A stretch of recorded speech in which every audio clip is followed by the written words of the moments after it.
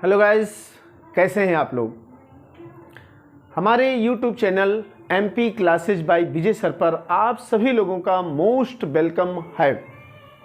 आज हम कक्षा 10 के प्रकाश परावर्तन तथा अपवर्तन के अंतर्गत आने वाले गोलीय दर्पण के बारे में अध्ययन करेंगे। इसके पहले वाले वीडियो में हमने आपको प्रकाश का परावर्तन, प्रकाश के परावर्तन के नियम, प्रकाश का अपवर्तन, प्रकाश अपवर्तन के नियम हमने आपको बताए। हमने आपको उसमें दिखाया, बताया क्या होता है। आज उसी कड़ी को आगे बढ़ाते हुए हम लोग गोलीय दर्पण के बारे में पढ़ेंगे। जैसा कि इसका नाम है गोलीय दर्पण, स्फेरिकल मिरर। मिरर की जब बात हम करते हैं तो हमारे जीवन का ये अभिन्न अंग है मिरर। सुबह सुबह जब हम लोग तैयार होते हैं अपने ऑफिस से जाने के लिए, अपने काम पे जाने के लिए, अपने दुकान पर जाने के लिए, अपने स्कूल जाने के लिए, अनदर कहीं जाने के लिए, किसी भी जगह पे जाने के लिए, तो हमें मिरर की आवश्यकता होती है, क्योंकि मिरर में हम देख करके कंघी करते हैं। आइए देखते हैं कि वो मिरर हमारा कौन सा मिरर होता है और हमारे इस चैप्टर के अंतर्गत में गोलीय दर्पण क्या चीज़ होता है। अगर हमारा वीडियो आप लोगों को अच्छा लगता है तो हमारे वीडियो को लाइक कीजिए, शेयर कीजिए, कमेंट कीजिए और हमारे YouTube चैनल को सब्सक्राइब कीजिए। बेल आइकन बटन को प्रेस कीजिए ताकि अगली नोटिफिकेशन आप तक बहुत जल्द पहुंच सके। आइए स्टार्ट करते हैं। गोलीय दर्पण क्या होता है। तो ये गोलीय दर्पण आपका होता ये है कि कांच का एक खोखला गोला होता है। कांच का एक खोखला गोला अगर हम लोग ले लें, एक कांच का हॉलो सिलेंडर, हॉलो स्फीयर ले लें, एक कांच का खोखला गोला ले लें और इस कांच के खोखले गोले को अगर दो बराबर भागों में ऐसे अगर हम काट दें तो प्रत्येक भाग जो आपका होता है यही गोलीय दर्पण कहलाता है। प्रत्येक भाग जो आपका होता है ये गोलीय दर्पण कहलाता है। यह भी गोलीय दर्पण होता है, यह भी गोलीय दर्पण होता है।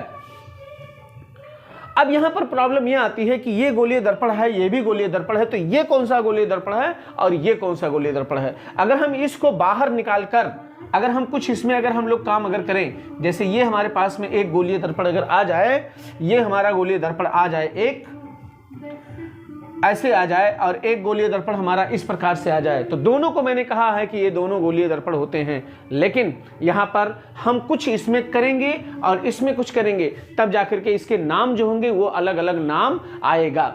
जैसे अगर हम लोग यहाँ इसके उभरे हुए भाग पर, ये उभरा हुआ भाग है, इस पर अगर हम लोग लेड ऑक्साइड अथवा पारे की कलई कर दें और इसका धसा हुआ भाग जो रहे ये क्या कर दें, ये धसा हुआ भाग है, इसे हम लोग कहेंगे धसा भाग और इसे कहेंगे उभरा भाग, इधर वाले को कहेंगे उभरा भाग। अगर हम उभरे हुए भाग पर लेड ऑक्साइड अथवा पारे की कलई कर दें तो ये आपका गोलीय दर्पण तब आपका अवतल गोलीय दर्पण कहलाता है। ये अवतल गोलीय दर्पण कहलाता है, इसे हम लोग अवतल गोलीय दर्पण कहेंगे।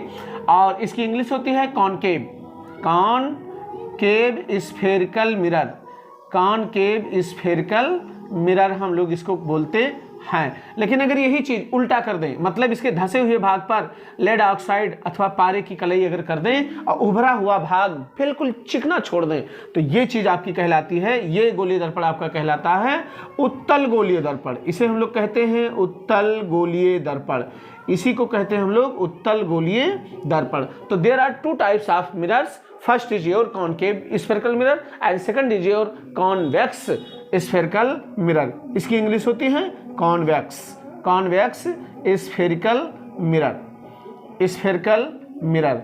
अब यहाँ पर हम आपको बता चुके हैं, देखिए ये आपकी होती है गोलीय दर्पण। गोलीय दर्पण का एक कांच का खोखला गोला होता है, उसको अगर हम दो बराबर भागों में अगर हम काट दें तो प्रत्येक भाग आपका गोलीय दर्पण कहलाता है। अगर हम धसे हुए भाग को चिकना छोड़ दें और उभरे हुए भाग पर अगर हम लोग लेड ऑक्साइड अथवा पारे की कलई कर दें तो वो आपका गोलीय दर्पण अवतल गोलीय दर्पण कहलाता है। अगर हम धसे हुए भाग पर लेड ऑक्साइड अथवा पारे की कलई कर दें और चिकना भाग यानी उभरा हुआ भाग अगर हम चिकना अगर छोड़ दें तो यह हमारा कहलाता है उत्तल गोलीय दर्पण कहलाता है।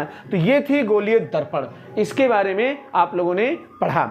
अब देखिए इसके बाद में हमारे पास में आता क्या है, गोलीय दर्पण आता है। गोलीय दर्पण में जैसे ये आपकी चीज हो गई, अगर हम इसके धसे हुए भाग पर ऐसे ऐसे अगर हम पारे की कलई कर दें तो आपका ये उत्तल कहलाता है। बहुत कंफ्यूजन होता है इसमें। बच्चों को अक्सर इसमें कंफ्यूजन होता है कि हमारा गोलीय दर्पण में धंसा हुआ भाग कौन सा रहेगा, कौन सा उभरा हुआ भाग रहेगा। अगर हम धंसे हुए भाग पर पॉलिश करते हैं तब क्या होगा, उभरे हुए भाग पर पॉलिश करते हैं तब क्या होता। तो आप लोगों को मैं एक सूत्र दे रहा हूं जिससे आप कतई भूलेंगे नहीं, बिल्कुल नहीं भूलेंगे, कभी नहीं भूलेंगे, जिंदगी भर नहीं भूलेंगे। आप अपने हाथों को ऐसे इस प्रकार से कर लो। इस प्रकार से करने के बाद में ये दाहिना हाथ आपका जो होता है इसके उभरे हुए भाग पर, ये देखिए ये उभरा हुआ है, इस उभरे हुए भाग को अगर हम पॉलिश कर देंगे तो ये हमारा अवतल कहलाता है, अर्थात ये हमारा कहलाता है अवतल गोलीय दर्पण। और हमारा जो बायां हाथ जो होता है ये उत्तल गोलीय दर्पण कहलाता है। ये क्या कहलाता है, उत्तल गोलीय दर्पण। और ये कहलाता है उभरा हुआ भाग पे अगर हम लेड ऑक्साइड की अगर पॉलिश अगर कर देते हैं तो कहलाएगा अवतल गोलीय दर्पण। बात समझ में आ गई?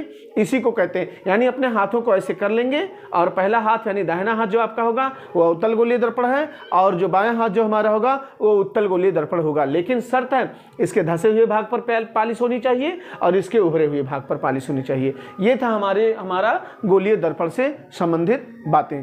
That's all. हमें उम्मीद है कि आप लोगों को ये वीडियो अच्छा लगा होगा। आप लोग इसको अगर चाहें तो स्क्रीनशॉट कर सकते हैं, चाहो तो नोट कर लो। That's all.